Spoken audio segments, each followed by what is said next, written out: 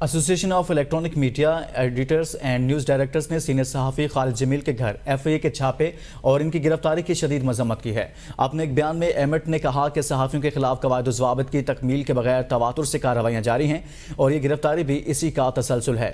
خالد جمیل کے گھر پر درجنوں افراد نے دھاوا بول کر جس طرح چادر اور چار دیواری کا تقدس پامال کیا وہ شرمناک ہے۔ ایمٹ نے متعلقہ حکام سے صحافیوں کے خلاف غیر قانونی کارروائیاں فوری طور پر بند کرنے، آزادی اظہار رائے کو یقینی بنانے اور خالد جمیل سمیت تمام صحافیوں کے خلاف غیر قانونی اقدامات میں ملوث افراد کو قانون کے کٹہرے میں لانے کا مطالبہ کیا ہے۔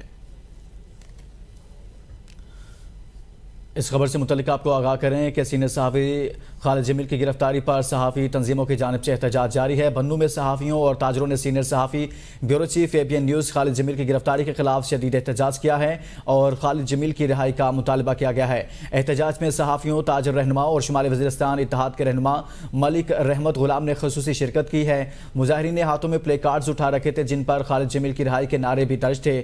مظاہرین کا کہنا تھا کہ خالد جمیل کے خلاف بے بنیاد مقدمات درج کر کے انہیں گرفتار کرنا آزادی صحافت پر قدغن لگانے کے مترادف ہے۔ آگے بڑھیں گے اور آپ کو بتائیں گے سجاول میں بھی ABN نیوز اسلام آباد کے بیورو چیف خالد جمیل کی گرفتاری کے لیے سجاول کی صحافی برادری نے احتجاجی مظاہرہ ریکارڈ کروایا۔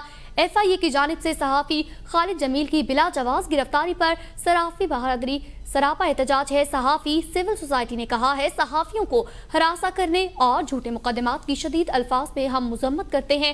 صحافی برادری نے کہا ہم حکومت وقت سے مطالبہ کرتے ہیں صحافی خالد جمیل کو فی الفور رہا کیا جائے۔ آزادی صحافت زندہ قلم کے ضابطے میں ہم اس کو نہیں مانتے جیسے فلک شگاف نعرے بھی لگائے گئے ہیں۔